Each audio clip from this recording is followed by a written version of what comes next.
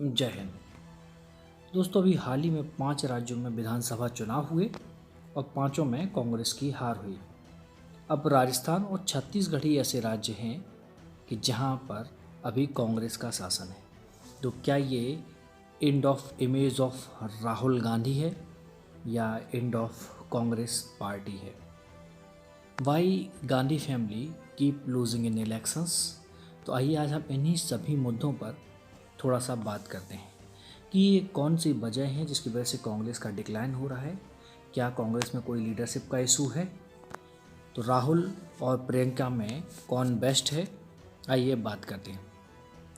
2014 में जब मोदी जी सत्ता में आए थे तो कांग्रेस शासित राज्यों की संख्या पूरे देश में 9 थी।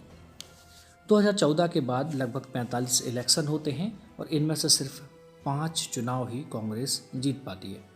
इससे कांग्रेस की विश्वसनीयता और नेतृत्व पर सवाल खड़े हो जाते हैं।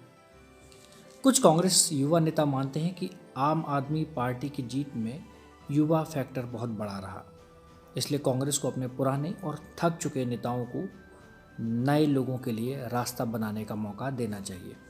कुछ लोग कह रहे हैं कि बीजेपी हिंदू मुस्लिम करके जीतती है। अगर कांग्रेस ऐसा सोचती है तो वह देखा जाए तो खुद को बहका रही है। जैसे कि पंजाब में मुसलमान कहाँ थे, उत्तराखंड, मणिपुर और गोवा में भी मुस्लिम नहीं थे। कांग्रेस के नेतृत्व ने विश्वसनीयता खो दी है। जैसा कि एक डेटा है कि यूपी में प्रियंका गांधी ने 209 से ज़्यादा रैलियां और रोड शो किए, लेकिन कुछ भी उनके काम नहीं आया। क्या कांग्रेस नेतृत्व मोदी और अमित शाह की तरह गंभीर नहीं है? पंजाब में देखा जाए जैसे सीएम को जिस तरह से हटाया गया, सिद्धू जिस तरह से विरोध कर रहे थे, तो मेरा मानना है कि सिद्धू जैसे लोगों ने ही पंजाब में तो कांग्रेस की लुटिया डुबो दी। इसका बहुत बड़ा श्रेय सिद्धू को जाता है। पता नहीं क्यों राहुल गांधी उनको ढोते रहे। ऐसे नेताओं को तो सीधे ही इनके लिए कांग्रेस का दरवाज़ा बंद कर देना चाहिए था। क्या कांग्रेस मुद्दों को लोगों तक पहुंचा नहीं पा रही है? क्या लोग अब कांग्रेस की जगह आपको बीजेपी का विकल्प मानने लगे हैं? अब इसमें जो मुख्य बहस है वो कांग्रेस की अंदरूनी कला है। प्रभावशाली नेतृत्व भी नहीं है। राहुल गांधी मोदी की तरह कोई चमत्कारी पुरुष भी नहीं है। राहुल गांधी कई बार निर्णय लेने में बहुत ज़्यादा देर कर देते हैं। जब तक वो निर्णय लेते हैं तब तक बहुत देर हो चुकी होती है और निर्णय भी कई बार गलत हो जाता है। राहुल गांधी को अपने सलाहकारों और चाटुकारों को हटाना होगा। ऐसे सलाहकारों की टीम बनानी होगी जो उनको बताएं कि राहुल जी यहाँ पर आप गलती कर रहे हैं। पर क्या ऐसा राहुल गांधी सोच सकते हैं? इस पर भी एक संदेह है।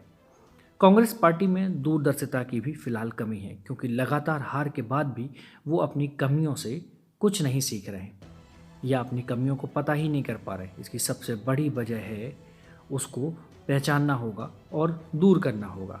लोगों को सुनने की आदत डालनी होगी। कार्यकर्ताओं में भी जोश की कमी है। कई बार तो कार्यकर्ता पहले ही अपनी हार मान लेते हैं। ऐसा 5 राज्यों के असेंबली इलेक्शन में इस बार देखा गया। महंगाई, बेरोजगारी जैसी मुद्दों पर कांग्रेस नेतृत्व कोई बड़ा आंदोलन नहीं कर पाया। अगर आपको लगता है कि कुछ और भी वजह हैं तो आप भी हमें वो बता सकते हैं। कांग्रेस की सबसे बड़ी बाधा है नेहरू गांधी परिवार पर निर्भरता और लोगों को अब इस परिवार के लिए पहले जैसा आकर्षण भी नहीं रहा।